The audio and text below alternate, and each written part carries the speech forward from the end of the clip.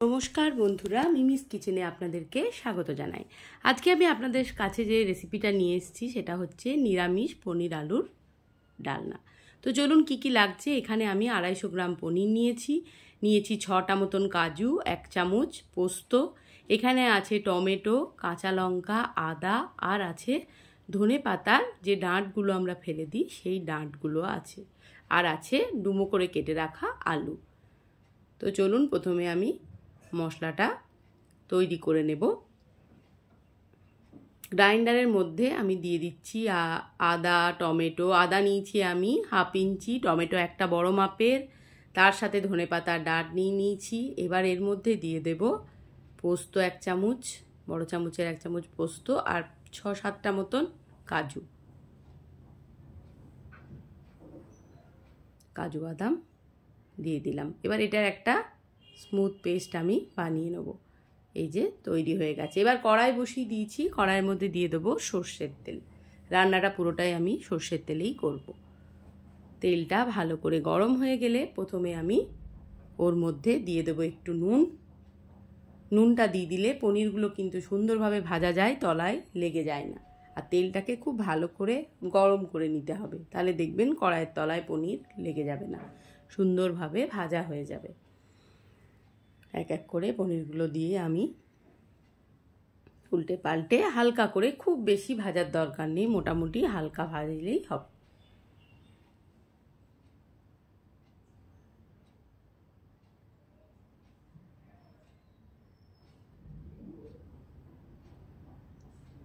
বাকি যে পনিরগুলো আছে সেগুলো আমি দিয়ে দেব।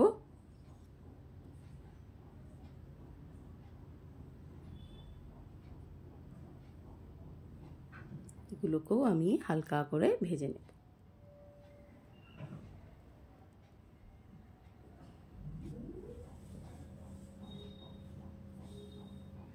এবার আমি পনিরগুলোকে তুলে নেব।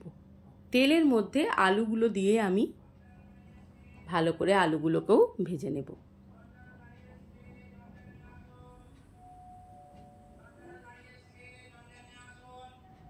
ভালো করে আলুগুলোকেও আমি তেলের মধ্যে দিয়ে সুন্দরভাবে ভাজা করে নেব।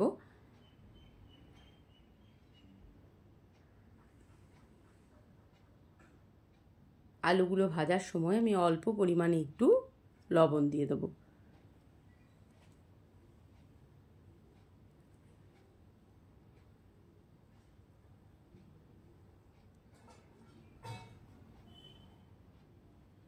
আলুগুলো মোটামুটি ভাজা হয়ে গেছে, এবার আমি তুলে নেব।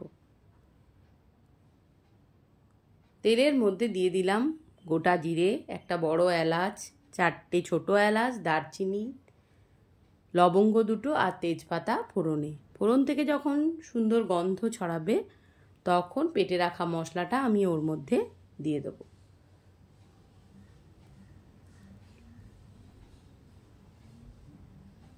এই রান্নাটাতে খুব বেশি মশলার ব্যবহার কিন্তু আমি করব না। ওই যে মশলাটাই আমি গ্রাইন্ডারে পেস্ট করে নিয়েছি, আদা, পোস্ত, কাজু, টমেটো, ওইটাই হচ্ছে মেন মশলা। আর কিন্তু কোনো রকম ধনের গুঁড়ো, জিরের গুঁড়ো কিছুই আর কিন্তু আমি এর মধ্যে অ্যাড করব না। এবার মশলাটাকে ভালো করে তেলের মধ্যে সুন্দরভাবে কষিয়ে নিতে হবে, যেন কোনো রকম কাঁচা গন্ধ না থাকে। বাকিটা গ্রাইন্ডারের বাটিটা ধুয়ে আর একটু জল আমি অ্যাড করে দিলাম। এবার মশলাটাকে ভালো করে কষিয়ে নেব।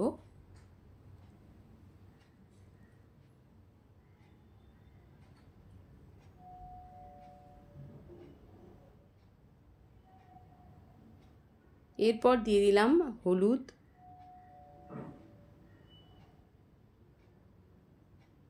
আবারও ভালো করে মিশিয়ে নিচ্ছি হলুদটাকে। তারপর দিয়ে দেবো কাশ্মীরি লঙ্কার গুঁড়ো।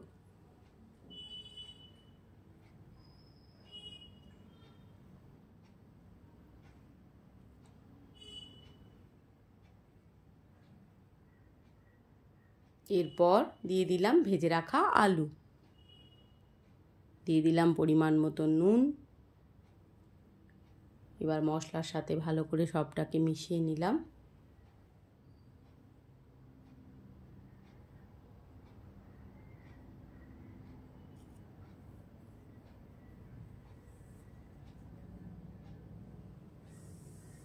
এরপর দিয়ে দিলাম মিষ্টির জন্য 2টো বাতাসা।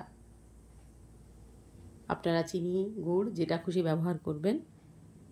আমি 2টো বাতাসা দিয়ে দিয়েছি।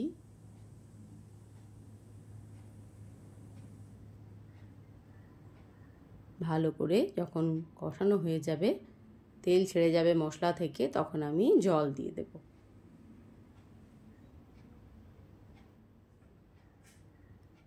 দেখুন মশলা থেকে কিন্তু তেল মোটামুটি ছেড়ে গেছে। এরপর আমি পরিমাণ মতন জল ওর মধ্যে দিয়ে দিচ্ছি।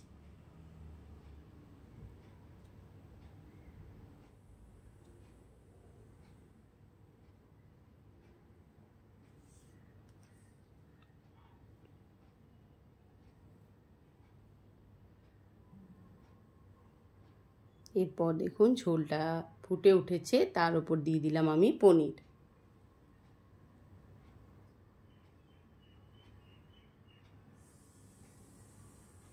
পনিরগুলো দিয়ে ভালো করে মিশিয়ে নিলাম।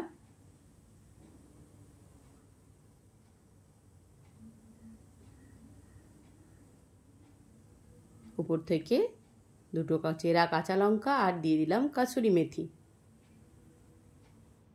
এবার ঢাকা দিয়ে অল্প পরিমাণে হয়ে গেলেই কিন্তু তৈরি হয়ে যাবে আমার নিরামিষ পনির আলুর ডালনা।